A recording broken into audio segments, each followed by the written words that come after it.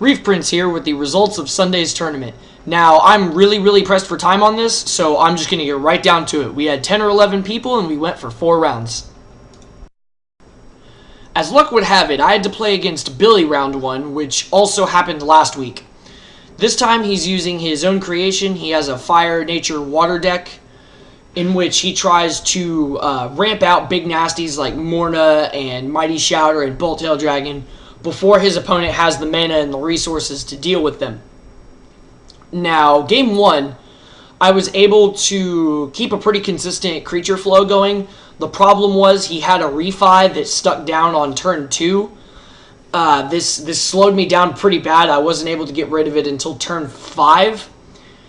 I did work him down to no shields, but he was able to stabilize with his blockers, and by the time he swung in, he had Mighty Shouter, Morna, Bolttail, and 2 Gilaflames. So, I mean, it was either Stormspark Blast or bust, but he got the win on that one. Game 2 was just incredibly ridiculous. I had a turn 1 Magris. I had turn 2 double Blaze Belcher. Now, he played a refi on his turn 2, but it almost didn't even matter at that point. I played a Stalker Sphere, lost a Blaze Belcher, hit 2 shields, he Tornado Flamed the Stalker Sphere, but he didn't have a turn 3 play, so I Comet Missile the refi, took the last 2 shields, and he couldn't follow up. So game 2 was a rampage, and I was able to take that one. Game 3, every now and then I have one of those hands with this deck where I just get like 4 blue cards and a Stormspark Blast. This was one of those games. My first creature play was a turn 3 Aqua Seneschal, so that's awkward. It was kind of a slow start for both of us. What ended up happening at the end was Billy was swinging in for win, and he definitely had win on the board. But he hit a Stormspark Blast, which was a huge bummer for him because that was actually the second Stormspark Blast that was in my shields that game. So that I really lucked out on that one, and I was able to take game 3. Round 2, I was playing against Scott. Now, Scott's running a mono red deck, which I haven't seen before. This was a really unique matchup. I wasn't really sure how to play it. I was expecting it to be faster than it was. It was a little more aggro-y with a pretty good serving of destruction spells in there. Game 1, I lost. He had a Rock Bite for pretty much every card that I put on the field, and just wasn't really able to recover that well from it. Game 2, a lot of the same things happened, except what I was able to stick to the board were a pair of Aqua Seneschals, which really helped because everything else was getting blown up. So with that card draw, I was able to recover and, eventually outpace him with creatures. In game 3, he got an early Kenina on the board, but not much other board presence. He eventually got a Bolshak Dragon, which was kind of scary, until I realized that I can play Gilaflame and then Kenina to make Gilaflame 7,000 when he attacks. And when Bolshak is turned sideways, he's only 6,000 when defending against oncoming attacks. So I was able to dispose of the Bolshak Dragon that way. And I was able to take game 3. I don't think Barrage was in that deck. I was worried that it was, but either it wasn't in there or he wasn't drawing it. But I was definitely worried that it was in there. But luckily for me, it was not.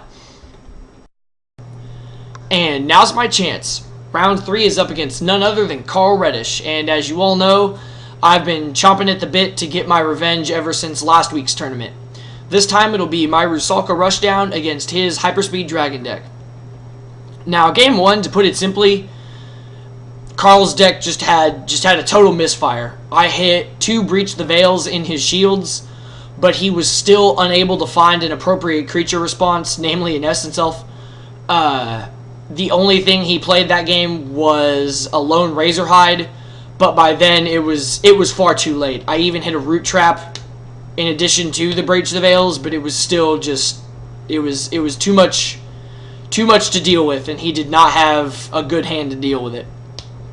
Now, game 2 went a bit different. It was kind of a slow, awkward start for both of us. The first creature play was actually his. He played a Razorhide turn 3, and I played a Seneschal on my turn 3. He played a Great Arena and was able to harvest with the Razorhide. I used my turn 4 to Rusalka the Great Arena because I don't want that to stay, lest I want to just get overrun forever. I swung for a shield with my Seneschal. I wasn't concerned with letting the Razorhide stay there. Unfortunately, I hit Barrage, so I lost the newly played Rusalka and the Seneschal. I recovered from worse, but that was still just not a good time to hit Barrage. Since he got the Harvest, Carl's turn 5, he was able to play a Tatsurion. Not Tatsurion the Unchained, the original Tatsurion from the battle decks. I Rusalka that. And he, instead of trying to replay Tatsurion, he plays Great Arena on his next turn. And what did I do about that? Ah, yes. I played a Blinder Beetle and a Gilaflame to dispose of the Great Arena. So now I have a Rusalka, I have a Blinder Beetle, and I have a Magris, because on the turn that I Rusalka'd the Tatsurion, I also played a Magris, so I got 3 guys. And his next turn, he draws his card, and he kind of, is shuffling through his hand for a while, and then he says, "Josh, how mad would you be if I played Barrage?" And I said, "Carl, if you play Barrage, we're not friends anymore." I am currently accepting applications for a replacement friend, so if you are interested, please inquire on my YouTube channel. Game 3 brought a lot of early action in terms of creatures, so that was pretty exciting. At turn 4, Carl plays 2 Essence Elves, and he has a Razorhide already that he swings in with for the first time, and I have a lone Drakon Weaponsmith at this point. I follow up with Stalker Sphere, Kenina, which I use to power up Drakon Weaponsmith to take out the Razorhide. And on his turn 5, Carl makes me eat my words. Let me explain. I love Barrage for 2 reasons. One is that it cripples the efforts of rush decks, which is good because I dislike rush decks.